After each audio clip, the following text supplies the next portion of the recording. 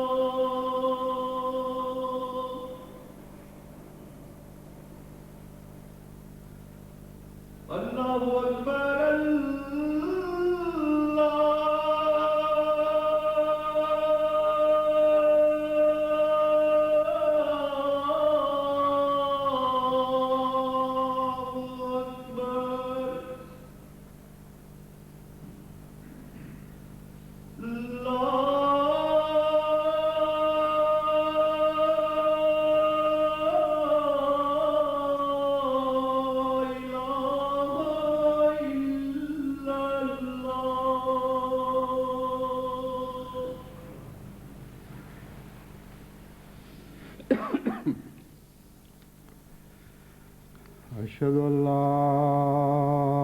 إله إلا الله وحده لا شريك له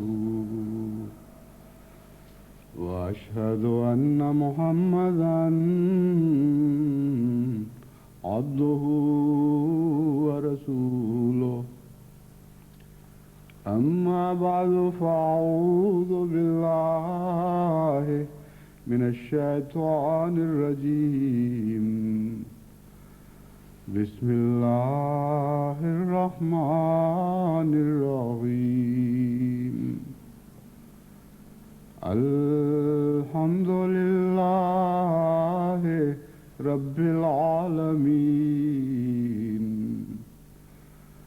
الرحمن الرحيم مالك يوم الدين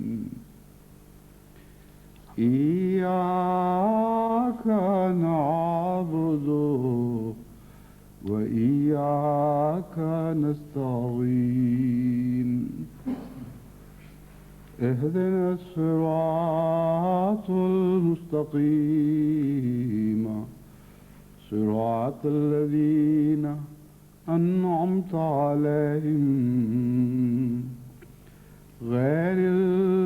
المغضوب عليهم ولا الضالين.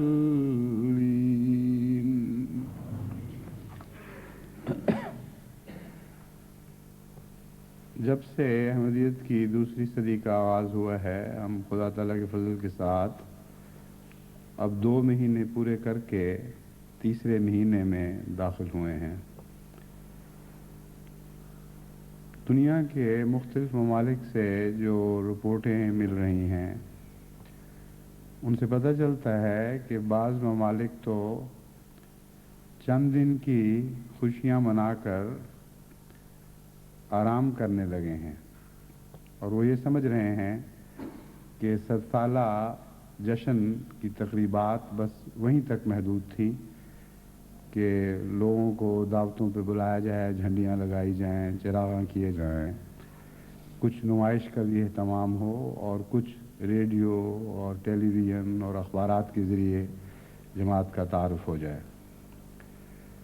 لیکن اس کے برعکس بعض ممالک ایسے بھی ہیں خدا تعالیٰ کے فضل کے ساتھ جو بڑی ذمہ داری اور بڑی مستعدی کے ساتھ بقیہ سال کے بہترین استعمال کے لیے کوشاں ہیں، منصوبے بنا رہے ہیں، باقاعدہ مختلف گروہوں میں جماعت کو بانٹ کر ان کے سپرد ذمہ داریاں کر رہے ہیں، اور ان کی رپورٹیں اللہ تعالیٰ کے فضل سے بہت ہی امید افزاں ہیں۔ معلوم ہوتا ہے کہ انشاءاللہ دن بدن جشن کے تشکر کا کام بڑھتا چلا جائے گا، نہ کہ کم ہوگا۔ اس لیے میں نے سوچا کہ جماعت کے اس حصے کو بھی جنہوں نے جشن کا غلط تصور سمجھا اور عارضی طور پر خوشیاں منا کر اب وہ آرام کی طرف مائل ہو گئے ہیں، اس طرف متوجہ کروں کہ ہمارا بڑا بھاری کام ابھی باقی ہے۔ میں نے پہلے بھی بتایا تھا کہ دنیا کی 114 یا 118 مختلف تراجم مختلف تعداد میں شائع ہو رہے ہیں۔ بہرحال زیادہ سے زیادہ جو ہم نے ترجمے کیے ہیں اب تک وہ قرآن کریم کے اقتباسات کے 118 زبانوں میں ہو چکے ہیں، اور احادیث کے بھی کم و بیش اتنی ہی زبانوں میں ہو جائیں گے، اور حضرت اقدس مسیح موعود علیہ السلام کے تراجم ابھی پیچھے رہ گئے ہیں کیونکہ اولیت پہلے 2 تراجم کو دی گئی تھی، لیکن رفتہ رفتہ اس سال کے اختتام سے پہلے انشاءاللہ وہ تراجم بھی کم و بیش اسی تعداد میں تمام دنیا کو مہیا کر دیے جائیں گے۔ ان تراجم سے متعلق مجھے فکر یہ ہے کہ ان کے سٹاک بڑھتے چلے جا رہے ہیں اور ڈھیریاں اونچی ہو رہی ہیں، حالانکہ جیسا کہ میں نے پہلے بھی متوجہ کیا تھا دنیا کی ضرورت اتنی ہے کہ جتنی تعداد میں ہم نے یہ تراجم شائع کیے ہیں مطالبے یہ آنے چاہیے تھے کہ اور بھیجو اور بھیجو اور بھیجو، اور وہ جماعتیں جو مستعد ہیں وہ یہی مطالبے کر رہی ہیں۔ چنانچہ ہندوستان سے بنگلور کی طرف سے آج ہی ایک چٹھی ملی جس میں انہوں نے وہاں کے جماعت کے ایک مستعد خدمت کرنے والے احمدی نے لکھا ہے کہ ہمیں جتنے تراجم بھیجے گئے وہ بھی کم ہیں، جتنا لٹریچر بھجوایا گیا وہ بھی کم ہے، علاقہ بہت وسیع ہے اور غیر معمولی طور پر طلب پیدا ہو چکی ہے، اس لیے ہمیں کثرت کے ساتھ لٹریچر مہیا کیا جائے۔ اسی طرح پرتگال کے مبلغ نے بھی یہی لکھا، بعض اور مبلغین کی طرف سے بھی اسی قسم کی مطالبے آنے شروع ہو گئے ہیں۔ لیکن بالعموم مجھے علم ہے کہ جو لٹریچر یہاں سے بھجوایا گیا تھا اس کا بھاری حصہ بغیر تقسیم کے ابھی تک جماعتوں میں پڑا ہوا ہے، اور مطالبہ آنے کی بجائے وہ یہ رپورٹ بھی نہیں بھیجتے کہ اس لٹریچر کا انہوں نے کیا کیا۔ بس ان کی خاموشی ان کی زبان بن جاتی ہے، اور بسا اوقات خاموشی زبان بن جایا کرتی ہے اگر دیکھنے والا غور سے توجہ سے خاموشی کا جائزہ لے اور اس کے پس منظر حالات کو سمجھنے کی کوشش کرے۔ بس وہ تمام جماعتیں جو رپورٹ نہیں بھجوا رہی، مجھے علم ہے کہ انہوں نے کوئی سستی کی ہے، الا ماشاء اللہ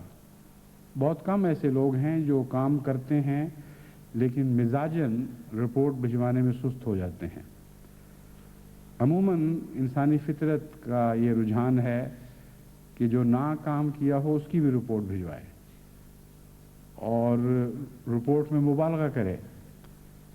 بس جب بالعموم رپورٹیں نہ ملیں تو اس کا یہ نتیجہ نکالنا قطعی معقول نتیجہ ہے کہ کام نہیں ہوا۔ اس لیے خواہ آپ رپورٹ بھجوائیں یا نہ بھجوائیں، جو اطلاع مجھے ملنی چاہیے وہ مل جاتی ہے۔ اس لیے آپ رپورٹوں کی طرف توجہ کریں، اور تمام دنیا کی جماعتیں جہاں لٹریچر پہنچا ہے یا پہنچنا چاہیے تھا وہ اس وقت میری مخاطب ہیں۔ تمام دنیا کے 120 ممالک کی جماعتیں میری مخاطب ہیں جہاں خدا کے فضل سے جماعت احمدیہ قائم ہو چکی ہے، اور ان میں وہ سب جماعتیں، ہر ملک کی وہ جماعت شامل ہے جس جماعت میں کوئی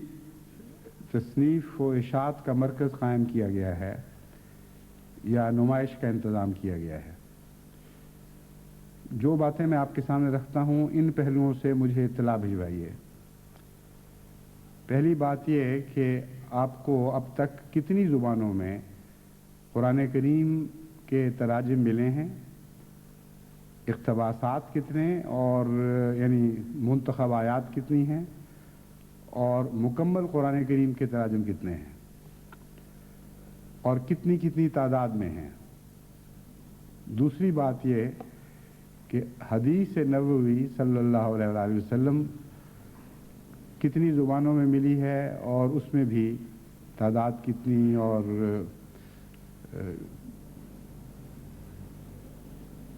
تیسری بات جو ہے وہ سب پہ مشترک ہوگی، لیکن پہلے میں حضرت مسیح علیہ السلام کے اقتباس کے متعلق بات کر لوں۔ اسی طرح حضرت مسیح موعود علیہ السلام کے اقتباسات کے متعلق کتنی زبانوں میں ملے ہیں اور کتنی تعداد میں۔ تیسری اہم بات اس کے بعد یہ ہوگی کہ آپ نے تقسیم کا کیا انتظام کیا ہے، اور آیا جس تعداد میں آپ کو یہ لٹریچر ملا ہے وہ تھوڑی ہے آپ کے نزدیک یا زیادہ ہے یا کافی ہے۔ زیادہ کا تو سوال ہی نہیں پیدا ہوتا، کیونکہ دنیا اتنی وسیع ہو چکی ہے، اتنی کثیر ہو چکی ہے کہ جس تعداد میں ہم لٹریچر شائع کر رہے ہیں دنیا کے سویں حصے کو بھی پورا نہیں آ سکتا۔ اس لیے وہ تو غلطی سے میرے منہ سے نکل گیا کہ زیادہ ہے۔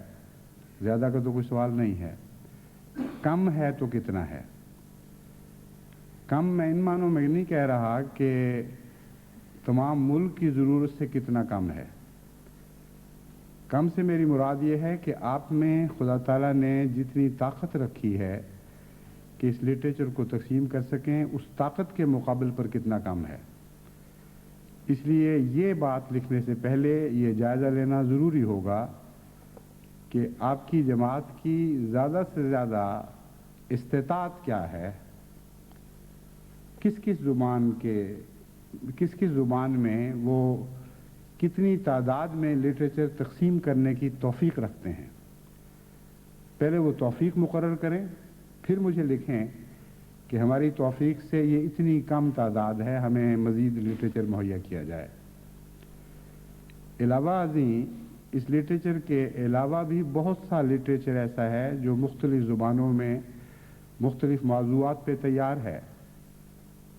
اور اس لٹریچر کے ساتھ تقسیم ہونے کے لیے وہ 7 سالہ جبلی کا پیغام بھی ہے جو آپ کی نمائندگی میں بحیثیت سربراہ جماعت احمدیہ میں نے سب دنیا کو دیا ہے،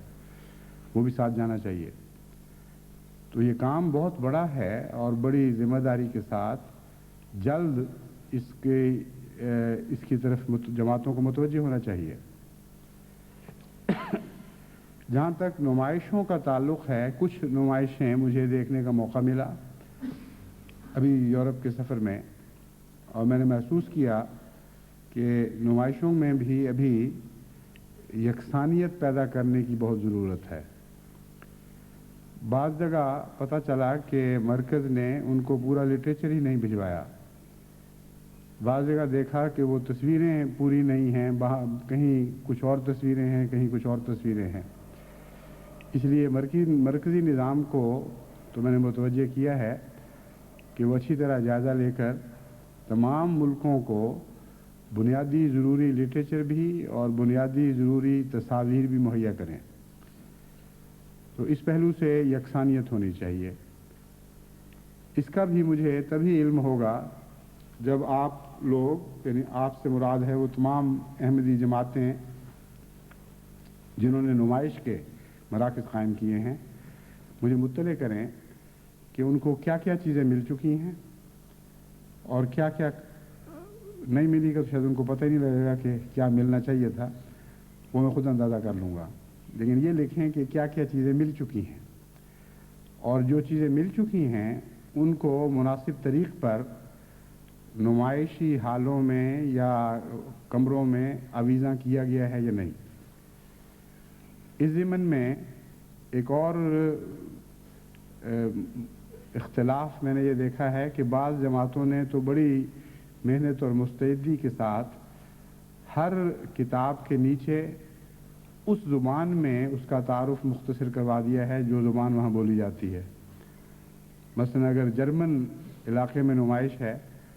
تو جرمن زبان میں نیچے بڑے خوبصورت لفظوں میں ٹائپ کیا ہوا ہے اس کتاب کا ٹائٹل کیا ہے، اور مختصر تعارف اگر ضروری ہے کہ مضمون کیا ہے، اور اگر کسی انسان کی تصنیف ہے تو کس کی تصنیف ہے۔ اس طرح ایک نظر میں گزرنے والے کو اندازہ ہو جاتا ہے کہ یہ کیا کچھ ہے، اور بعض جگہ اس کا ذکر نہیں ہے۔ چنانچہ اس سفر کے دوران میں نے متوجہ کیا منتظمین کو کہ اس پہلو سے بھی سب جگہ یکسانیت ہونی چاہیے، اور ہر نمائش میں ہر کتاب کے نیچے مختصر تعارفی کلمات درج ہونے چاہیے جو کھلے کھلے لکھے ہوں تاکہ دیکھنے والا ان کو پڑھ سکے۔ پھر میں نے یہ بھی محسوس کیا کہ بعض جگہ تو رضاکاروں کو اچھی طرح تربیت دی گئی ہے، وہ مہمانوں کو ساتھ لے جا کر دکھاتے ہیں اور بتا سکتے ہیں کہ یہ کیا کچھ ہے۔ اس پہلو سے جرمنی کا انتظام ماشاءاللہ بہت ہی عمدہ ہے، اور وہاں انہوں نے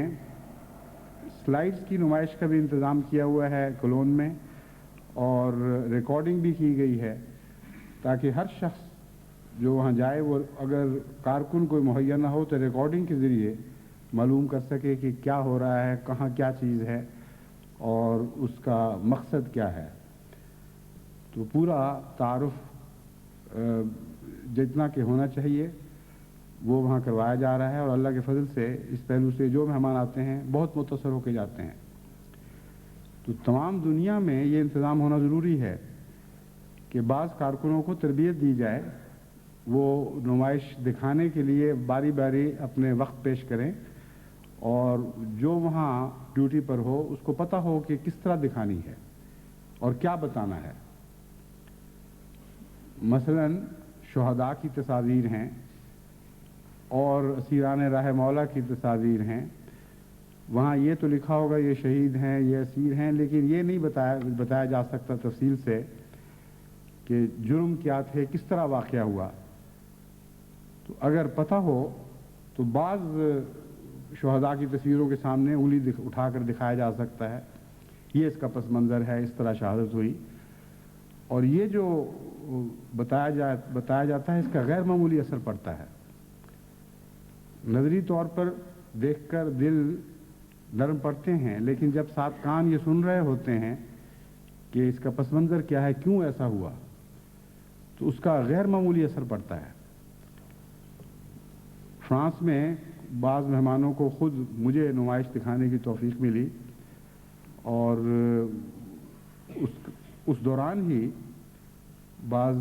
مہمانوں نے اس تاثر کا اظہار کیا کہ ہمیں تو وہم و گمان بھی نہیں تھا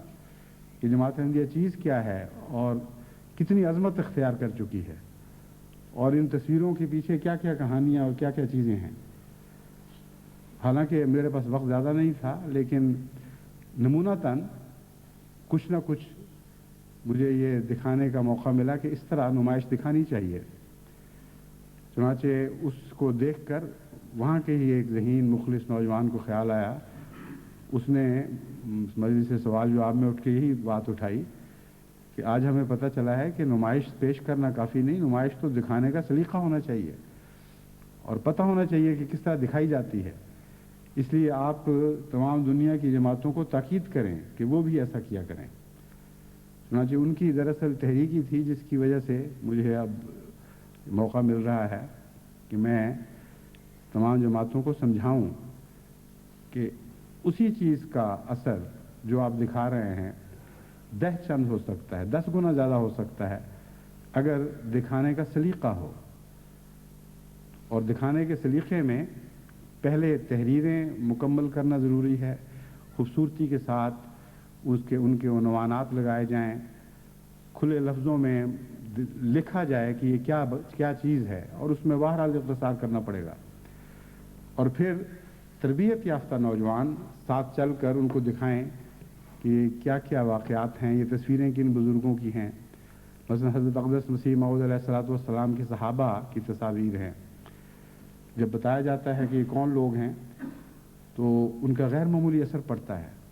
بعض دفعہ میں نے دیکھا ہے نظریں گڑی رہ جاتی ہیں ان کے چہروں پر،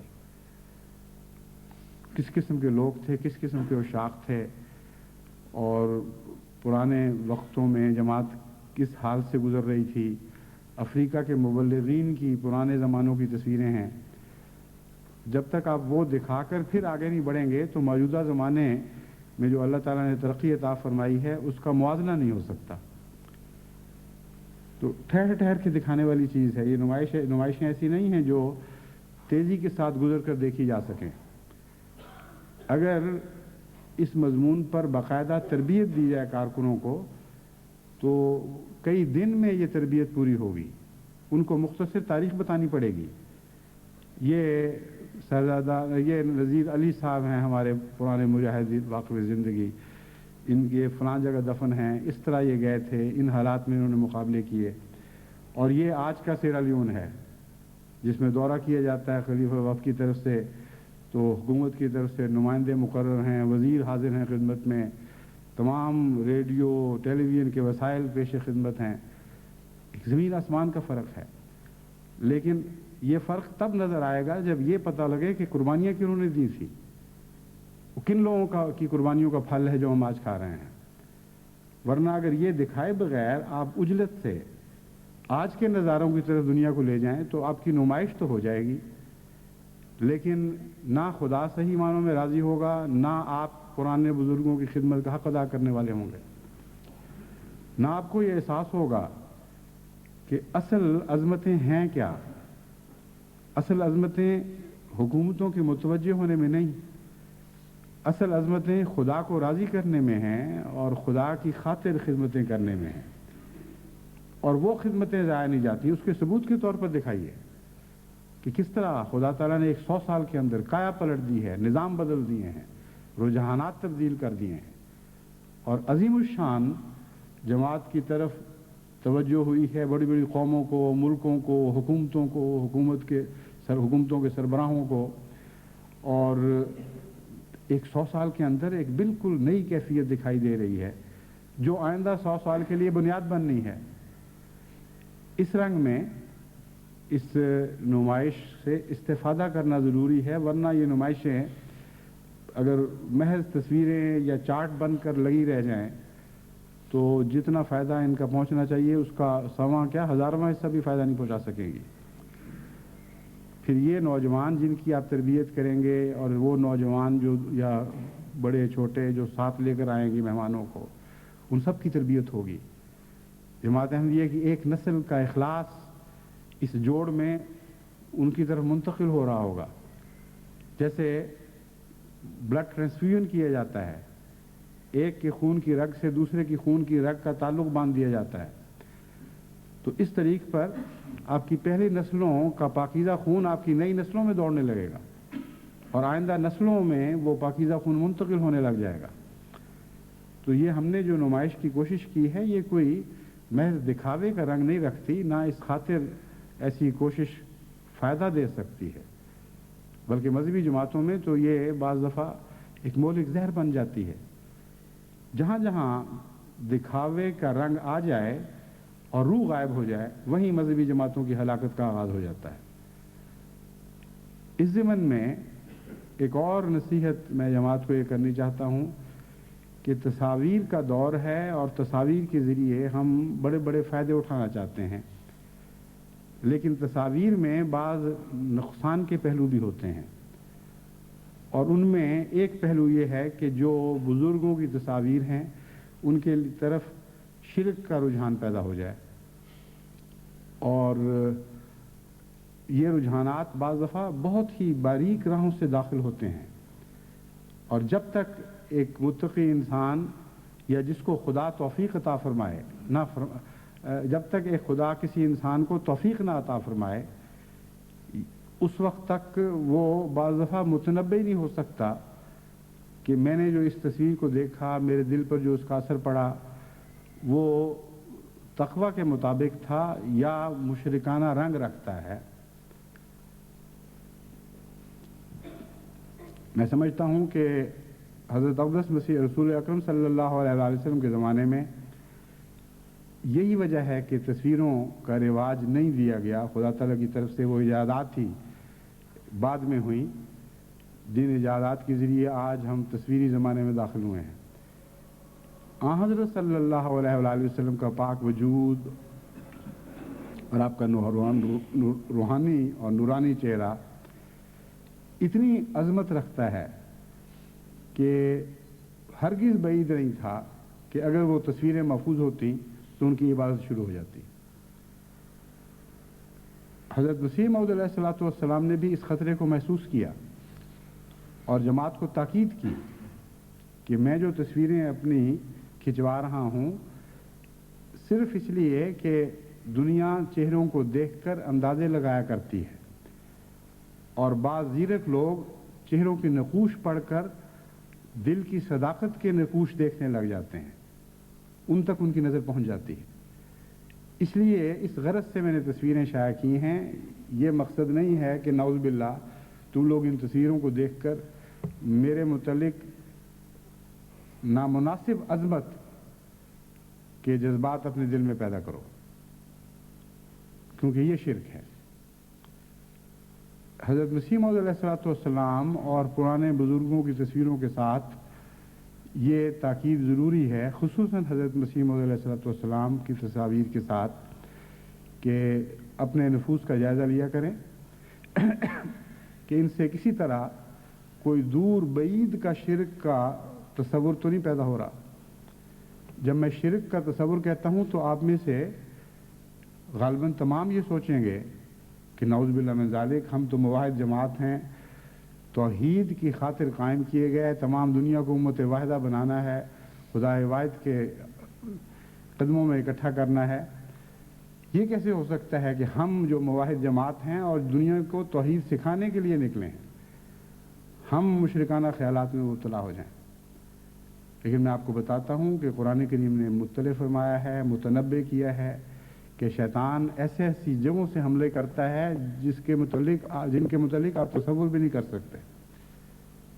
وہ چھپ کے اپنی کمین گاہوں سے آپ پر حملے کرتا ہے، اور بسا اوقات شرک کا آغاز محسوس بھی نہیں ہوتا۔ ایک دفعہ مجھے خود ذاتی طور پر اس قسم کے ایک حملے کا تجربہ ہوا۔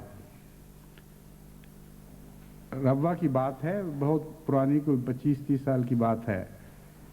کہ میں حضرت مسیح موعود علیہ السلام کی تصویر اول تو میں اسی وجہ سے لگاتا نہیں تھا پہلے اپنے گھر میں کہ حضرت مسیح موعود علیہ السلام نے عموماً اس کو پسند نہیں فرمایا. پھر چونکہ دیکھا کہ اب اللہ تعالیٰ کے فضل سے جماعت اس کی عادی ہو چکی ہے اور ایک عام تصویر کے طور پر دیکھتی ہے، اس کے ساتھ کسی قسم کی غیر معمولی عظمت عظمت کا خیال منسلک نہیں کرتی. اور پھر آنے والوں کے لیے اور اس خیال سے کہ بچے دیکھیں اور ان کو پتہ تو ہو کہ حضرت مسیح موعود علیہ السلام کون تھے اور ان کی پاکیزہ صورت سے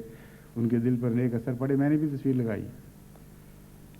لیکن ایک دفعہ جب میں اس کمرے میں کپڑے بدل رہا تھا تو اچانک مجھے شرم سی محسوس ہوئی حضرت مسیح موعود علیہ السلام کی تصویر کے سامنے، اور وہ پہلی خطرناک الارم کی گھنٹی تھی جو میرے اندر بجی. مجھے خیال آیا کہ یہ کیسی مشرکانہ بات ہے. تصویر سے اس خیال سے میں شرما رہا ہوں کہ میں تصویر کو دیکھ رہا ہوں، حالانکہ تصویر کی کوئی حقیقت نہیں ہے. تصویر کو دیکھ کر یہ خیال کر لینا کہ ہم اس تصویر کے سامنے بری باتیں نہ کریں. تصویر کو دیکھ کر یہ سارے باتیں پھر میرے ذہن میں ابھرنی شروع ہوئیں. تصویر کو دیکھ کر یہ خیال پیدا ہو کہ بعض حالتوں میں تصویر الٹی کر دی جائے، بعض میں سیدھی کر دی جائے، کوئی بیہودہ حرکت کرنی ہو تو تصویر کو الگ کر دیا جائے. یہ سارے شرک اسی رستے سے داخل ہوتے ہیں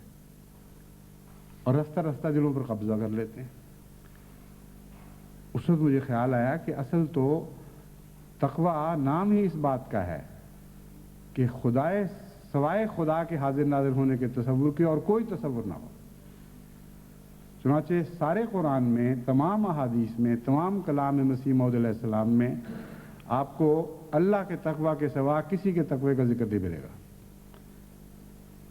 خدا کا تقوی لیکن رسول کا تقوی نہیں.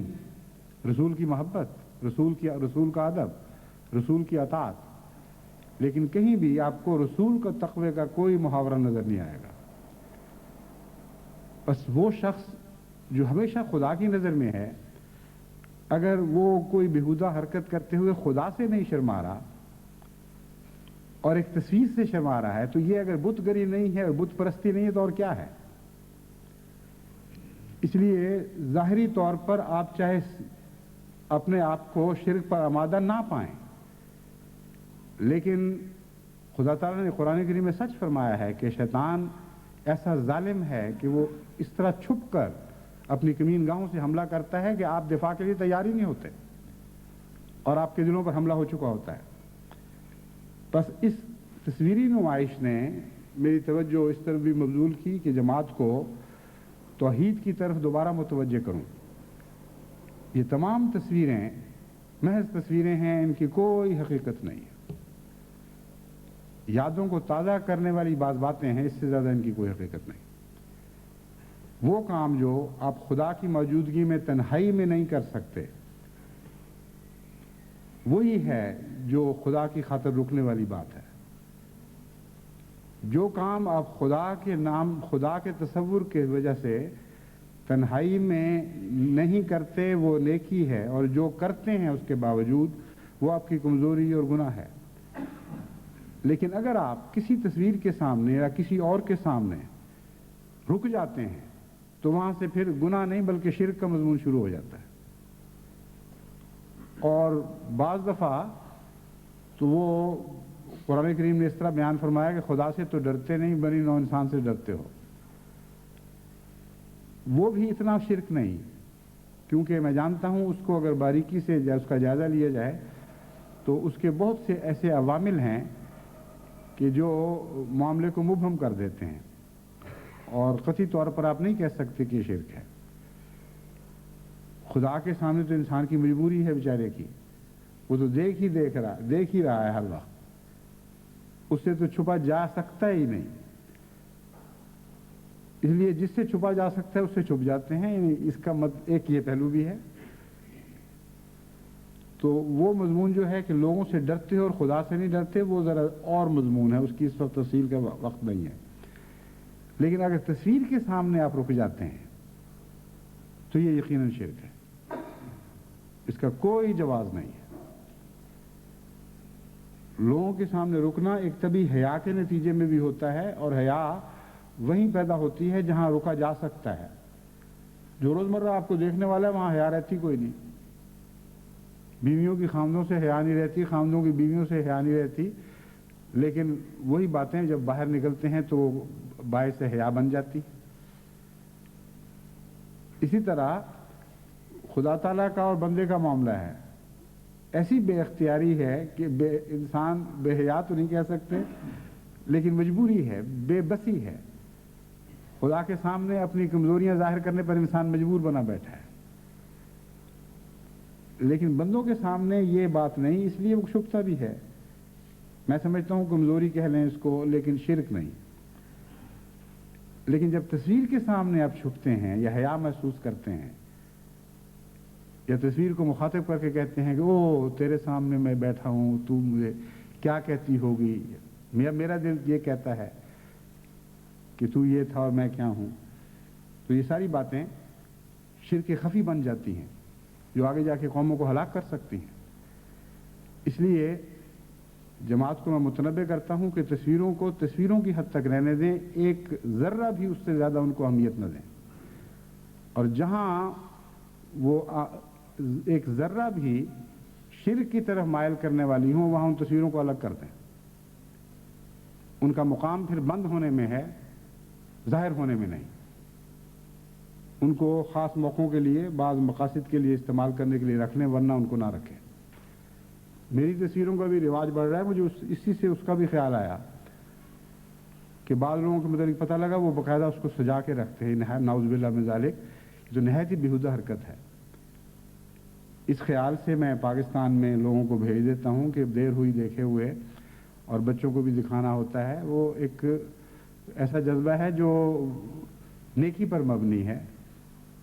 لیکن اگر آپ اس کو ایسی اہمیت دینے لگ جائیں، نعوذ باللہ کے پھولوں کو سجا کے رکھا ہوا ہے، تو نہایت ہی خطرناک مشرکانہ حرکت ہے، نہایت قابل نفرت حرکت ہے۔ اور مجھے بھی آپ اپنے ساتھ گناہگار کرتے ہیں، اگر میرے علم میں آئے اور میں اس کو نہ روکوں تو میں جواب دہ بن جاتا ہوں۔ اس لیے جب میں نے حضرت مسیح موعود علیہ الصلوۃ والسلام کے حوالے سے یہ بات کر دی ہے تو میں اور دیگر خلفاء کی پھر کوئی بھی حیثیت نہیں رہتی۔ ہمارے اوپر یہ مضمون بھی اسی طرح صادق آتا ہے، بلکہ حیثیت کے لحاظ سے ہماری حضرت مسیح موعود علیہ السلام کے مقابلے پر کوئی حیثیت نہیں۔ اگر حضرت مسیح موعود علیہ السلام کی تصاویر کے ساتھ آپ کا کوئی بھی دور کا بھی مشرکانہ تعلق نہیں ہے تو ہم یقین سے کہہ سکتے ہیں کہ خلفاء کے لیے بھی آپ کے دل میں کوئی ناجائز جذبہ نہیں ہوگا۔ اس نصیحت کے علاوہ اب میں ایک اور مضمون کی طرف متوجہ ہوتا ہوں۔ ہم نے دنیا میں توحید کو پھیلانا ہے اور تمام بنی نوع انسان کو ایک کرنا ہے۔ اس سلسلے میں ایک خطرہ ہے جو بار بار سر اٹھاتا ہے اور بار بار اس کی طرف متوجہ کرنے کی ضرورت ہے کہ قومی اور ملکی اور جغرافیائی اختلافات کو احمدیت کی یکجہتی کی راہ میں حائل ہونے دیا جائے۔ یہ ایک ایسا خطرہ ہے جو بعض دفعہ دب جاتا ہے، بعض دفعہ سر اٹھاتا ہے۔ بعض ملکوں میں فتنے پیدا ہوتے ہیں تو وہاں سر اٹھا لیتا ہے، بعض خلافتوں کے دوران یہ دب جائے گا اور بعض خلافتوں کے دوران دوبارہ اٹھے گا۔ یہ ایک تفصیلی مضمون ہے، اس کی وجوہات میں اور اسباب کے پس منظر میں جانے کی ضرورت نہیں، مگر میں جماعت کو متنبہ کرتا ہوں کہ ہم امت واحدہ ہیں، ایک خدا کے بندے ہیں، ایک خدا کی آواز پر لبیک کہنے والے ہیں۔ حضرت صلی اللہ علیہ وآلہ وسلم نے ہماری وحدت کی جو بنیاد ڈالی ہے اس میں خلل نہیں واقع ہونے دینا، اور نسلی تفریق اور قومی تفریق اور جغرافیائی تفریق، کالے گورے سفید کی تفریق، یہ تفریق نہیں پیدا ہونے دینی۔ جن جن ملکوں میں احمدیت پھیل رہی ہے وہاں سب سے زیادہ خطرہ اس بات کا ہے کہ پاکستانیت کے اوپر حملہ کر کے اس بات کو اٹھایا جائے کہ احمدیت تو اسلام ہے، یعنی عالمگیر ہے، یہ پاکستانی کلچر، یہ پاکستانی مزاج، یہ پاکستانی عادات ہمیں قبول نہیں ہیں احمدیت کے نام پر۔ یہ دیکھنے میں بالکل معقول اور جائز بات ہے، اس سے انکار نہیں ہو سکتا۔ لیکن سوال یہ ہے کہ کون سی چیز پاکستانیت ہے اور کون سی نہیں ہے، اور کیا واقعی احمدیت پاکستانیت ٹھونس رہی ہے یا نہیں ٹھونس رہی؟ اگر صرف اتنا سوال ہو تو پھر خطرہ نہیں ہے، لیکن جب یہ کہا جاتا ہے کہ دین اسلام ہے اور واحد تمام دنیا کا واحد مشترک دین ہے اور پاکستان سے آنے والے ایک ملک کے نمائندہ ہیں، تو پھر آئندہ بہت سے خطرات کے راستے کھل جاتے ہیں، اور یہاں سے آغاز ہو کر پھر تفریق کا سلسلہ شروع ہو جاتا ہے کہ نہیں ہم پاکستانیت کو قبول نہیں کریں گے، فلاں بات قبول نہیں کریں گے۔ ایک باغیانہ رجحان، ایک نفرت کا رجحان، ایک قومیت کی تفریق کا رجحان پیدا ہونا شروع ہو جاتا ہے، اور یہ رجحان ضروری نہیں کہ سفید ملکوں میں ہو، کالے ملکوں میں بھی ہو جاتا ہے، زرد ملکوں میں بھی ہو جاتا ہے۔ ہر ملک میں یہ خطرہ ہے کیونکہ یہ رجحان شیطان پیدا کرتا ہے، اور شیطان ہر جگہ ایک ہی مزاج رکھتا ہے، اس نے وحدت پہ حملہ کرنا ہے اور اس کے لیے یہ بڑا بہانہ ہے۔ چنانچہ اسلام کی تاریخ میں ہمیں معلوم ہوتا ہے کہ دوسرے ملکوں میں جب اسلام پھیلا ہے تو یہی حملہ اسلام پر کیا گیا تھا، یعنی اب بھی اسلام ہی ہے لیکن اسلام کے آغاز پر بھی کیا گیا تھا، اور ایرانی نے یہ سوال اٹھا دیا کہ کون سی اسلام ہے اور کون سی ایرانیت ہے، کون سے مزاج اسلامی مزاج ہیں اور کون سے عرب مزاج ہیں جن کو ہم قبول کرنے پر آمادہ نہیں ہوں گے یا ان کے خلاف بغاوت کریں گے۔ اور کئی ایرانی مزاج اسلام میں داخل کیے گئے، حالانکہ اگر عرب مزاج کو قبول نہیں کرنا تھا تو ایرانی مزاج کا کیا حق تھا کہ اسلام میں داخل ہو جاتا؟ اسلام تو پھر بے مزاج کے ایک بالا ایک فلسفے یا بالا نظریہ حیات کے طور پر قائم رہنا چاہیے تھا، لیکن یہ دوسری چیز اس کے تتبع میں ضرور آیا کرتی ہے۔ جب آپ کہتے ہیں پاکستانی نہیں تو پھر کوئی اور چیز اس کی جگہ ہے، حالانکہ یہ بحث ہی ظالمانہ اور جھوٹی اور شیطانی بحث ہے۔ ہر احمدی کا دنیا کے ہر ملک میں یہ حق ہے کہ یہ مطالبہ کرے کہ مجھے سمجھاؤ کہ کون سی چیز اسلام ہے، اس کو میں قبول کروں گا لازماً، اور مجھے یہ سمجھاؤ کہ کون سی چیز رواج ہے جو اسلام کا لازمی حصہ نہیں۔ یہ تو ہر شخص کا حق ہے، اور ہر احمدی کا فرض ہے کہ وہ اپنی عادات کو اسلام کے طور پر پیش نہ کرے، اور جہاں اگر یہ ایسا اختلاف پیدا ہو وہاں ضروری ہے ہر ایک کے لیے کہ وہ مرکز کو متوجہ کرے، بجائے اس کے کہ یہ بحثیں اٹھائی جائیں اور ایک قوم کا مزاج خراب کیا جائے۔ آسان حال یہ ہے کہ جہاں بھی اس قسم کا اختلاف ہو، خواہ جرمنی میں ہو، انگلستان میں ہو، نائجیریا یا گانا میں ہو، فوری طور پر خلیفہ وقت کو لکھا جائے کہ یہ بات ہے جو مبلغ کہہ رہے ہیں، اور بعض جماعت کے ممبروں کا خیال یہ ہے کہ یہ اسلام نہیں ہے بلکہ اسلامی تعلیم کا ایک پاکستانی اظہار ہے، جو نائجیرین یا گانین اظہار بھی ہو سکتا ہے، یعنی اسلام کی روح سے منحرف کی ہوئے بغیر اسی چیز پر عمل کرتے ہوئے ہم ایک نائجیرین اظہار بھی کر سکتے ہیں، گانین اظہار بھی کر سکتے ہیں، جرمن اظہار بھی کر سکتے ہیں، اور انگلستانی یعنی برٹش اظہار بھی کر سکتے ہیں، اس سے کوئی انکار نہیں۔ لیکن اگر تقوی اور صداقت شعری کے ساتھ یہ بات پوچھ لی جائے اور بات حل کروا لی جائے تو اس سے کوئی خطرہ نہیں، لیکن معین بات کیے بغیر جب عمومی بحثیں آپ چھیڑتے ہیں تو اکثر لوگوں کو پتہ ہی نہیں ہوتا کہ ہم بات کیا کر رہے ہیں، صرف ایک نفرت اور تفریق کے جذبات ہیں جن سے وہ کھیلنے لگ جاتے ہیں، پھر وہ جذبات ان سے کھیلنے لگ جاتے ہیں، پھر وہ ان جذبات کے ہاتھوں میں کھلونا بن جاتے ہیں، پھر وہ جس طرف چاہیں ان کو لے جائیں، اور اس کا آغاز شیطان سے ہوتا ہے، کیونکہ شیطان حملہ کرتا ہے ان جگہوں سے جہاں سے انسان کو نظر نہیں آتا۔ تو جہاں توحید کا مضمون چلا ہے وہاں میں یہ بھی آپ کو متنبہ کرتا ہوں کہ اس قسم کے خطرات جماعت کے پھیلنے کے ساتھ بڑھنے شروع ہوں گے، کیونکہ غیر تربیت یافتہ لوگ آئیں گے اور بعض لوگ اپنی نادانی میں، خواہ وہ پاکستان کے ہوں یا ہندوستان کے یا کسی اور ملک کے،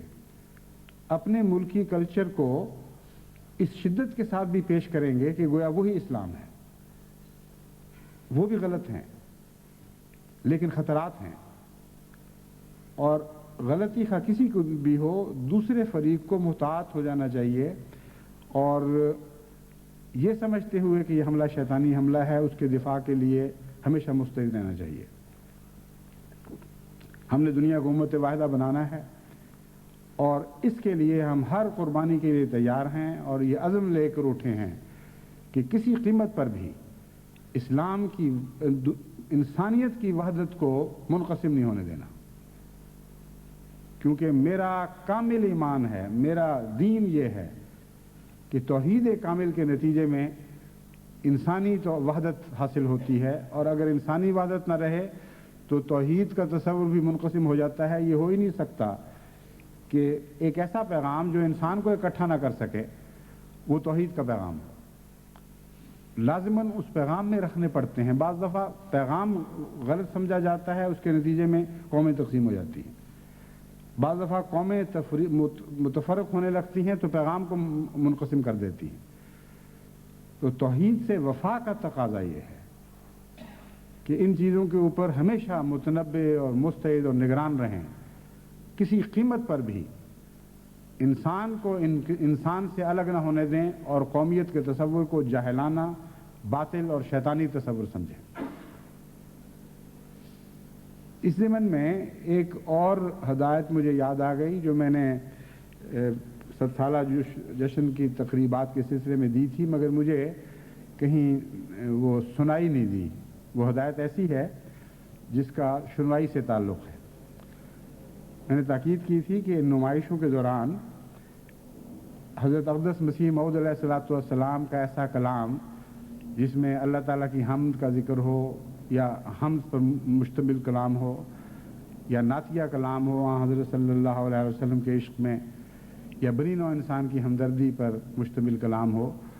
وہ اچھی آواز میں پڑھ کے سنایا جائے، اور اسے جسے کہتے ہیں بیک گراؤنڈ میوزک، اس بیک گراؤنڈ میوزک کے طور پر وہ چلتا رہے۔ اس کا بہت عمدہ طبیعتوں پر بہت عمدہ اثر پڑتا ہے۔ چنانچہ اس سلسلے میں ساری دنیا میں تحریک کر کے بعض اچھی آواز والوں کی آواز میں کیسٹس یہاں منگوائی گئیں، اور ان کا جائزہ لے کر کم سے کم ہدایت ضرور میں نے کی تھی کہ ان کو دوبارہ سب دنیا میں بھجوایا جائے، یعنی ایک دفعہ اکٹھا کیا جائے، پھر چن کر دوبارہ منتشر کیا جائے، تاکہ اچھی آواز میں صحیح تلفظ میں حضرت مسیح موعود علیہ السلام کا کلام ان نمائشوں میں پڑھا جایا کرے۔ اس کے ساتھ ہی ایک یہ بھی تاکید کی تھی کہ چونکہ یہ صدی غلبہ توحید کی صدی کے طور پر ہم منا رہے ہیں، اس لیے خاص طور پر وہ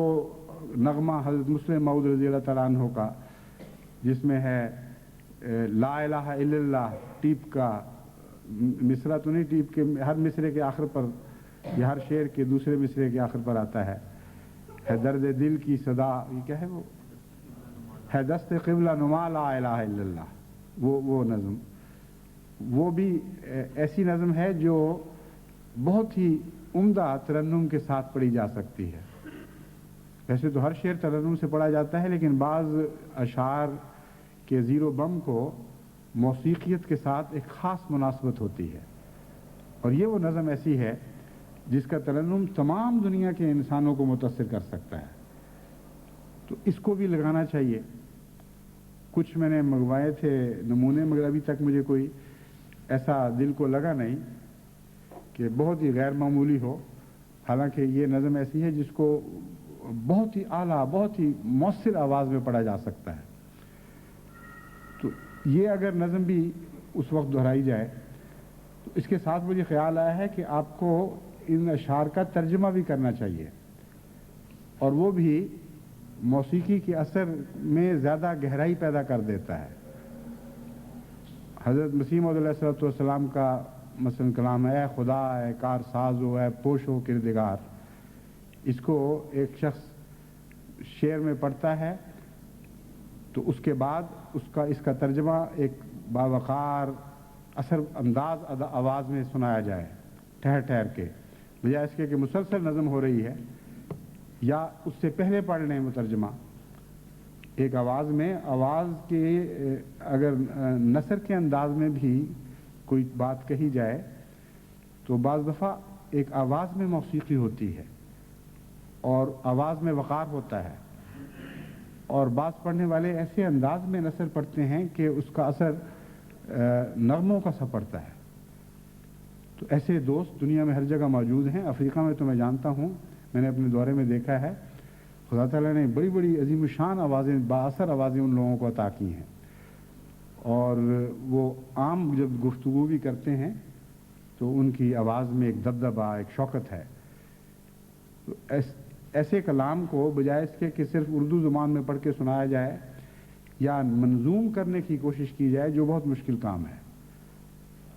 नसर में तर्जमा करके और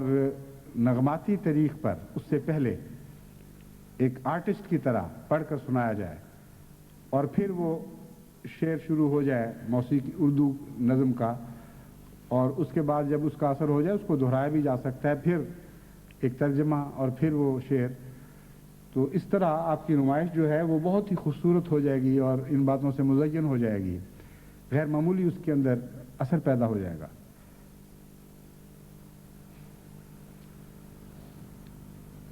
जहाँ तक रिपोर्टों का ताल्लुक़ है, आखिरी बात इस ज़िम्न में ये कहना चाहता हूँ कि तमाम जमातें इस बात की निगरानी करें मुल्की सतह पर कि उनके यहाँ की रिपोर्टें पहुँच रही हैं, और वो निगरानी इसी तरह हो सकती है कि उनको ये ताकीद करें कि जो रिपोर्ट वो मुझे भिजवाते हैं उसकी एक नकल उनको भिजवाएं, और दूसरे मुझे बराह रास्त मुल्क भी रिपोर्टें भिजवाएं कि हमने जो जायज़ा लिया है हमारे मुल्क में इस वक्त लिटरेचर की ये कैफियत है। तो मुख्तलिफ मकामात जहाँ इंतज़ाम हैं वो बराह रास्त रिपोर्टें भिजवाएं और मुल्क अपनी इज्तिमाई रिपोर्ट बराह रास्त भिजवाएं, और इनकी नकूल वो एक दूसरे को भिजवा दें ताकि हर एक को पता चले कि क्या हो रहा है। मसलन हिंदुस्तान है, हिंदुस्तान में अगर 11 या 12 मराकज़ हैं जहाँ नुमाइश होनी है, जहाँ लिटरेचर की तक़सीम के सेंटर बनाए गए हैं, अगर हिंदुस्तान की रिपोर्ट उन सारे मराकज़ से मुतल्लिक़ मुझे आ रही है और साथ हर मरकज़ को भी जा रही है, तो उसका फ़ायदा ये होगा कि हर मरकज़ को मालूम होगा कि दूसरा मरकज़ क्या काम कर रहा है और कौन कितना आगे बढ़ चुका है। तो इससे इंशाअल्लाह ताला एक दूसरे की रहनुमाई भी होगी, एक से दूसरे की रहनुमाई भी होगी, और जज्बा रश्क पैदा होकर आगे बढ़ने के लिए इंसान पहले से ज़्यादा मुस्तैद होंगे। इस के साथ साथ एक रिपोर्ट और भी दाखिल कर लें कि बाज़ मराकज़ की तामीर का काम देर से शुरू किया गया था और अभी तक वो मराकज़ मुकम्मल नहीं हुए, या अगर मुकम्मल हो चुके हैं तामीरी लिहाज से तो उनके अंदर जो अंदरूनी सेटिंग होती है वो नहीं हो सकी। मुझे इल्म नहीं है कि इस वक्त किस हालत में कौन सा मरकज़ है। बाज़ हैं जो बराह रास्त रिपोर्ट भेज देते हैं और बाज़ हैं जो नहीं भेजते, ना उनके मुल्क की तरफ से आती है। मसलन कल श्रीनगर की तरफ से मुझे रिपोर्ट मिली है और वो भी इस लिहाज से मुस्तैद जमात है। वो साथ साथ मुझे बता रहे हैं कि जिस हॉल की मंजूरी दी गई थी वो इन मराहिल से गुज़रता हुआ यहाँ तक पहुँच चुका है, अब तामीर का ये काम ख़त्म हो गया है और उसको किताबें सजाने के लिए शेल्व्स बनवाए जा रहे हैं, दूसरे जो हैं फर्नीचर वगैरह की तैयारी होगी। इस किस्म की तफसीली रिपोर्ट वो भेजते रहते हैं और मेरे इल्म में रहता है कि क्या हो रहा है। लेकिन बहुत से ममालिक हैं उन्होंने इशारा भी नहीं कभी किया कि क्या हो रहा है। बाज़ बातों में बड़े मुस्तैद हैं और बाज़ बातों में बिल्कुल गाफिल हो जाते हैं। अफ्रीका के कई ममालिक हैं तबलीग के लिहाज से नहायत आला, लेकिन कभी नहीं बताया कि जिस मरकज़ की तामीर की, जिस नुमाइश के हाल की तामीर की इजाज़त दी थी, जिस पे बड़े बड़े अखराजात की इजाज़त मिली हुई है, उस पर हो क्या रहा है, अब तक कितनी कार्रवाई है, कितना काम आगे बढ़ा, कुछ पता नहीं। तो ये ख्याल ना करें कि मैं भूल जाता हूँ, मुझे कुछ पता नहीं लगता। अगर भूल भी जाऊं तो आप में से बाद याद करा देते हैं, इसलिए खलीफा वक्त के भूलने का सवाल ही नहीं। अल्लाह ताला ने ऐसा इंतज़ाम किया हुआ है कि सारी जमात एक वक्त में नहीं सोती। अगर 10 सोए पड़े हैं तो एक बीच में से जागा होगा, और वो तवज्जो मबजूल करा देता है खलीफा वक्त की कि मैं जागा हूँ और देख लें बाकी और कौन कौन सोया हुआ है। इसलिए ये खुदा ने निज़ाम ही ऐसा कायम कर दिया है जो हम वक्त निगरानी का निज़ाम है, कोई चीज़ छुप नहीं सकती। इसलिए ये तो वहम भी ना करें कि आपकी गफलतें और कमज़ोरियाँ अगर आप पर्दा डालना भी चाहें तो छुप जाएंगी। खुदा ताला ने निज़ाम खिलाफत की ये बरकत रखी है जो इंशाअल्लाह आइंदा आलम में फैलती चली जाएगी, कि एक मरकज़ी ऐसी नज़र का पैदा कर दी है जिसको रोशनी दुनिया भर की अहमदी नज़रों से मिलती है, और वो अपनी बसीरत से खलीफा वक्त को हिस्सा देते चले जाते हैं। इसीलिए मैंने एक दफ़ा आगाज़ ही में ये खुतबा दिया था कि खलीफा जमात का मजमूई तक़वा, खलीफा वक्त के तक़वा जमा सारी जमात के तक़वा पर मुश्तमिल है, और ये मजमूई तौर पर खलीफा की ज़ात में मुनक़िस होने लग जाता है। तो इसी तरह आपकी बसीरत मुझसे जुदा नहीं, मेरी बसीरत आपसे जुदा नहीं, हम सब की मजमूई बसीरत का नाम खिलाफत अहमदिया है। इस लिहाज से एक अजीम निज़ाम है जिसकी कोई मिसाल दुनिया में नहीं। अब बड़ी से बड़ी हुकूमतें भी हों, वहाँ भी इस किस्म के बसीरत अफरोज़ निज़ाम कायम नहीं है। बस छुपना तो आपने है नहीं, और फिर मुझसे छुप भी जाएं फ़र्ज़ करें, तो हमारा निज़ाम तो है ही इस बात पर कि खुदा देख रहा है। वही बात जिससे मैंने आगाज़ किया था उसी पर ख़त्म करता हूँ। खुदा हम वक्त हमें देख रहा है, उससे छुपने का कोई सवाल नहीं है। हम खुदा की खातिर सारे मंसूबे बनाते हैं, खुदा की खातिर उन पर अमल दरामद की कोशिश करते हैं। इसलिए इस तसव्वुर को हमेशा ज़िंदा रखें, इस एहसास को हमेशा ज़िंदा रखें, तो अल्लाह ताला आपको अपने तमाम फ़राइज़ को बेहतरीन रंग में पूरा करने की तौफ़ीक़ अता फ़रमाता चला जाएगा। आखिर पर एक दुआ की तहरीक करना चाहता हूँ। आपको इल्म है कि हमारा मुबाहले का साल करीबुल इख्तिताम है, इस पहलू से कि 10 जून जुमअतुल मुबारक को मैंने तमाम दुनिया के मुकज़्ज़बीन और मुकफ़्फ़िरीन के अइम्मा को, यानी उनमें से जो चोटी के और सरबराह हैं, उनको चैलेंज दिया था। उनमें से बाद ने कबूल किया, बाद ने नहीं किया, और जिन्होंने कबूल किया उन्होंने शर्तें ऐसी लगा दी कि अमलन ना कबूल करने के मुतरादिफ था। बाज़ों को खुदा ने पकड़ा और इबरत का निशान दिखाया, बना दिया, बाज़ अभी बाकी हैं। लेकिन इस मज़मून पर मैं इंशाअल्लाह आइंदा खुतबे में रोशनी डालूँगा, क्योंकि वो 9 तारीख़ का खुतबा होगा, यानी उस वक्त साल पूरा हो चुका होगा। जो साल 10 को शुरू हो वो 9 को पूरा होता है, और 9 को भी जुमा है। इसलिए इंशाअल्लाह उस वक्त मुख्तसरन कोशिश करूँगा कि अमूमी तबसरा करूँ कि इस साल में क्या हुआ और आइंदा क्या होना है, क्योंकि बाज़ लोगों ने चैलेंज देर से कबूल किया। जहाँ तक मेरा और जमात का ताल्लुक़ है, इस साल में खुदा ने हमसे क्या सलूक किया वही निशान बनेगा हमारी सदाकत का, और क्या क्या खुदा की रहमतें और अनायात नाजिल हुई, हम किस हद तक सच्चाई के करीब गए हैं, असल तो ये निशान है मुबाहले की कामयाबी का।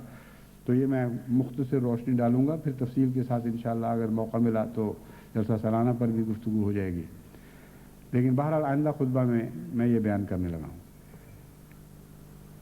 जो बात मैं आज कहना चाहता हूँ इससे मुतालिक वो ये है कि इन आइंदा चंद दिनों में मुखालिफीन उलमा की तरफ से शदीद बेचैनी का इजहार होगा, शदीद बेइत्मीनानी का इजहार होगा, क्योंकि वो ये समझेंगे कि साल गुजर चुका, अब चंद दिन रह गए हैं, खुदा ताला ने तो इन लोगों पर कोई लानत नहीं डाली, बल्कि ये तरक्की करते चले गए हैं। اسی مباحلے کے سال میں ان کا سالہ جوبلی کا سال آ گیا، ساری دنیا میں ترقی ہوئی، بے شمار خدمات کی توفیق ملی، عظیم الشان خدا تعالیٰ نے ان پر رحمتیں نازل فرمائیں، اور جس چیز کے ہم منتظر تھے وہ ہمیں نہ دکھایا۔ تو اگر خدا ہی غیرت نہیں رکھتا ان کے نزدیک، نعوذ باللہ من ذالک، اگر خدا ہی سچائی کے لیے غیرت نہیں رکھتا تو پھر ہم ہی غیرت دکھائیں، پھر تو کیوں نہ ہم اپنے ہاتھ میں لیں اس نظام کو، ان کو تکلیفیں پہنچائیں۔ یہی وہ جذبہ تھا جس کے نتیجے میں ننکانہ صاحب والا دردناک واقعہ ہوا، اور اسی آگ میں جلتے ہوئے انہوں نے ایک اور منصوبہ بنایا تھا کہ 25 جون کو دوبارہ پاکستان میں، سارے پاکستان میں، صرف ایک دو قصبوں میں نہیں، احمدیوں کے گھر جلانے، اموال لوٹنے اور ان کے خلاف عام فساد برپا کرنے کی کوشش کی جائے گی۔ اللہ تعالیٰ نے جماعت احمدیہ کے لیے ایسے انتظام رکھے ہیں کہ ہر قسم کے ان کے منصوبوں کی اطلاع ملتی رہتی ہے۔ اب ان کا ایک یہ منصوبہ ہے کہ 9 تاریخ یا 10 تاریخ کو، 9 کو جمعہ ہے، ہو سکتا ہے 9 کو شروع کریں، اور 10 چونکہ وہ دن یاد کراتا ہے، مباحلے کا دن، یعنی 10 تاریخ چونکہ وہ دن یاد کراتی ہے، اس لیے بعضوں کا خیال ہے کہ 10 کو یہ چنیں گے۔ ایک دفعہ پھر یہ اپنی یہ رذیل کوشش کریں گے کہ جماعت احمدیہ کو نقصان پہنچائیں، فسادات کریں، اور اس طرح گویا کہ خدائی کو اپنے ہاتھ میں لینے کی کوشش کرتے ہوئے دنیا کو یہ دکھائیں کہ دیکھو مباحلہ جماعت کو کتنا مہنگا پڑا ہے اور کتنا نقصان دہ ثابت ہوا۔ جہاں تک ان کی اس خواہش کا تعلق ہے، یہ خواہش تو لازماً جھوٹی نکلے گی۔ اللہ تعالیٰ نے جماعت احمدیہ کو جو ترقی دینے کے فیصلے کیے ہیں، جو اللہ تعالیٰ کی تقدیر نے جماعت پر فضل نازل فرمانے کے فیصلے کیے ہیں، ان کی راہ میں تو کوئی کھڑا نہیں ہو سکتا، کوئی دنیا کی طاقت روک نہیں بن سکتی۔ یہ آسمان کی بارشیں ہیں جو چھتریوں سے رکا نہیں کرتی، چھتوں سے بھی نہیں رکا کرتی۔ ساری کائنات پہ جب ساری زمین پر خدا کی بارشیں نازل ہو رہی ہوں، کون ہے جو عمارتیں کھڑی کر کر کے یا چھتریاں تان کر یا سائبان لگا کر اس بارش کی رحمت کو روک سکے؟ اور خدا کے غضب کی بجلیاں بھی جب کڑکیں تو ان کو بھی دنیا کی کوئی طاقت روکا نہیں کرتی، نہ روک سکتی۔ ہاں، انسان کے غضب کی بجلیوں کی راہ میں خدا کی تقدیریں ضرور حائل ہو جایا کرتی اور اپنے پاک بندوں کو ان سے بچا لیا کرتی ہیں۔ اس لیے ہمارا توکل خالصتاً اللہ پر ہے۔ اس عرصے میں دعائیں کریں کہ خدا تعالیٰ نے جہاں ہم پر بے انتہا احسانات فرمائے ہیں اور سارے عالم میں رحمتوں کی بارشیں نازل فرما رہا ہے، وہاں ہمارے پاکستانی بھائیوں کو بھی ان دشمنوں کے شر اور شرارت اور ان کے غضب کی بجلیوں سے بچائے، اور یہ دعا کریں کہ ان کو خدا اتنی عقل دے کہ یہ خدا کے غضب کی بجلیوں سے بچ سکیں، ورنہ جتنا یہ غصہ دکھائیں گے اتنا ہی خدا اور زیادہ ان پر غضبناک ہوگا اور زیادہ ان کو اپنی قہری تجلیوں کا نشانہ بنائے گا۔ یہ ایک ایسی حقیقت ہے جس کو کوئی دنیا میں تبدیل نہیں کر سکتا۔ بس جب احمدی پہ ظلم ہوتا ہے، مجھے ان کی تکلیف ہوتی ہے، ان کے تصور سے تکلیف ہوتی ہے کہ انہوں نے خدا کے غضب کو چیلنج کرتے ہوئے اپنے اوپر نازل کرنے کے لیے اپنے لیے بلایا ہے خود، اور جب خود خدا کے غضب کو کوئی قوم بلاوے دینے لگے تو پھر بسا اوقات وہ غضب نازل ہوتا ہے۔ خدا غضب میں دھیما ضرور ہے، لیکن اس قسم کے باغیانہ رویے کو کبھی قبول نہیں کیا کرتا، اور ایسے باغیانہ رویے کی خطرناک سزائیں دیتا ہے جو قوموں کو عبرت کا نشان بنا دیا کرتی۔ اس لیے مجھے تو اس بات کا ڈر ہے۔ بہرحال آپ دعائیں کریں، اور جہاں تک پاکستان کے احمدیوں کا تعلق ہے، میں ان کو متوجہ کرتا ہوں کہ جس حد تک ان کو توفیق ہے وہ اپنے دفاع اور اپنی حفاظت کے انتظامات کریں، اور قانون کے دائرے کے اندر رہتے ہوئے وہ ان کے فتنے سے بچنے کے لیے پوری طرح مستعد ہو جائیں۔ اللہ تعالیٰ ان کی حفاظت فرمائے اور ان کو اپنی امان میں رکھے، کیونکہ انسانی دفاع کی کوششیں، خصوصاً کمزور لوگوں کی دفاعی کوششیں، جب تک خدا کا فضل شامل حال نہ ہو کوئی حیثیت نہیں رکھتی۔ بس وہ دعائیں بھی کر رہے ہیں اور ظاہری کوششیں بھی اختیار کریں گے۔ آپ خصوصیت کے ساتھ دعاؤں کے ذریعے اپنے ان بھائیوں کی مدد کریں. اللہ تعالیٰ اپنے فضل کے ساتھ ان حالات کو تبدیل کر دے اور دن بدن روشنی بڑھنی شروع ہو اور اندھیرے پیچھے ہٹنے شروع ہو جائیں.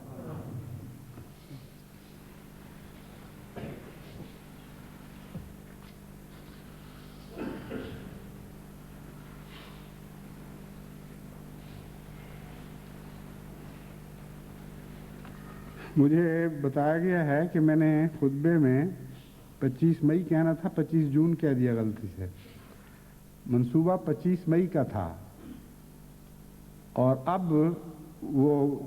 ملتوی کر کے انہوں نے 9 یا 10 جون پر ڈال دیا ہے. بہرحال خدا تعالیٰ اصل ہمارا مولا نگران خدا ہے. یہ بات میں آپ کو اچھی طرح سمجھا دیتا ہوں کہ اللہ تعالیٰ قرآن کریم میں بار بار یہ مضمون فرماتا ہے کہ وہ لوگ مکر کرتے ہیں، وہ لوگ تدبیر کرتے ہیں، لیکن اللہ بہترین تدبیر کرنے والا ہے، اللہ بہترین مکر کرنے والا ہے. اس لیے آپ یہ خیال نہ کریں کہ خدا آپ کو چھوڑ دے گا. ہمارے تصور بھی ان باتوں تک نہیں پہنچ سکتے جو خدا کی تدبیر، خدا کی تقدیر ہمارے لیے کر رہی ہے. حیرت انگیز انتظام کر رہی ہوتی ہے. اچانک یہ کچھ اور سوچ کر اٹھتے ہیں اور کوئی اور آفت پڑ جاتی ہے جو ان کی توجہ کو کھینچ لیتی ہے. کہیں احمدیت کے خلاف فساد کرتے کرتے آپس میں فسادات میں مبتلا ہو جاتے ہیں. تو اللہ تعالیٰ کے منصوبے چل رہے ہیں اور اس کا مکر یعنی خدا کا مکر جیسا کہ قرآن کریم میں لکھا ہے وہ خیر الماکرین ہے، وہ لازماً غالب آنے والا مکر ہے. اس لیے اصل انحصار دعاؤں پر ہے. اگر ہم دعائیں کریں گے تو آپ یاد رکھیں کہ خدا تعالیٰ ان کی تدبیریں ان پر الٹ دے گا اور ان کی تدبیریں خدا کی تقدیر پر غالب نہیں آ سکتی. ایک اور دعا کی تحریک میں بھول گیا تھا، وہ بھی خطبہ ثانیہ سے پہلے کر دیتا ہوں. وہ سیرا لیون کے لیے خصوصیت سے دعا کی تحریک ہے. وہاں کے صدر محترم جو بہت نیک دل انسان ہیں، خدا کا خوف رکھنے والے اور خدا پر ایمان رکھنے والے ہیں، انہوں نے عام سیاسی دستور سے ہٹ کر اپنے ملک کی اقتصادی بدحالی سے تنگ آ کر اب یہ تحریک کی ہے کہ دوست ائمہ مساجد اور دیگر مذہبی لوگ سیرا لیون کے لیے دعا مانگیں اور دعاؤں کے ذریعے ہماری مدد کریں، کیونکہ ہم جو کوششیں کر سکتے تھے کر رہے ہیں، کر چکے ہیں، لیکن کوئی نتیجہ نہیں نکل رہا اور دن بدن ہم زیادہ سے زیادہ مفلوق الحال ہوتے چلے جا رہے ہیں اور اقتصادی حالت ہمارے دائرہ اختیار سے نکل چکی ہے، ہم سنبھال نہیں سکتے اس کو. چونکہ جماعت احمدیہ کے امام کو بھی ان کی طرف سے خصوصی پیغام پہنچا اور وہاں کے جو ہمارے امام ہیں اور وزیر مذہبی امور نے ان کو پریزیڈنٹ کی یہ خواہش پہنچائی کہ تمام احمدی مساجد میں دعا کا اعلان کرایا جائے. اس سے مجھے خیال آیا کہ تمام دنیا کی جماعتوں کو ان کے لیے دعا کی تحریک کروں. اللہ تعالیٰ اپنے فضل کے ساتھ ان کے حالات درست کرے اور جو بھی مخفی محرکات ہیں جو دن بدن ان کی اقتصادی حالت کو گراتے چلے جا رہے ہیں، ان پر خدا کا اختیار ہے، بندے کا اختیار نہیں. اللہ تعالیٰ اپنے فضل سے وہ حالات بدل دے اور ان کو سکون اور امن کے دن نصیب ہوں. بہت دردناک حالت ہے، یہاں تک کہ بعض غریب استاد جن کو پہلے ہی بہت معمولی گزارے ملتے تھے ان کو 6 مہینے تک کی حکومت تنخواہیں بھی نہیں دے سکی. ایک ایسے ہی استاد نے تمام دنیا میں چٹھیاں لکھنی شروع کر دیں کہ ہم مر گئے بھوکے، کچھ کرو ہمارے لیے. اور بے بسی کا عالم ہے، بالکل بے اختیاری ہے. تو اس لیے خصوصیت سے آپ دعا کریں، اللہ تعالیٰ اپنے فضل سے اس دعا کے نتیجے میں وہاں حالات کو تبدیل فرما دے، ایک نہایت عمدہ پاکیزہ انقلاب برپا ہو جائے. اس سے پہلے ہم ایک تجربہ کر چکے ہیں اور اس کے نتیجے میں خدا کے فضل سے غیر معمولی کامیابی بھی ہمیں نصیب ہو چکی ہے. غانا کے متعلق آپ کو یاد ہوگا کہ ایک وقت تھا جہاں جب قحط عام ہوتا چلا جا رہا تھا، خشک سالی تھی، بارشوں کے کوئی آثار نہیں تھے، دن بدن لوگ بھوک کا شکار ہو رہے تھے، اور خیال تھا کہ جس طرح سوڈان کے بعض حصوں میں یا ابیسینیا وغیرہ میں نہایت خوفناک قحط پھیلے ہیں، وہاں بھی قحط پھیل جائے گا۔ قحط تو پھیلا ہوا تھا، یعنی اور بڑھ جائے گا۔ اس وقت وہاں کے امیر نے مجھے خاص طور پر دعا کی تحریک کی، اور میں نے خطبے میں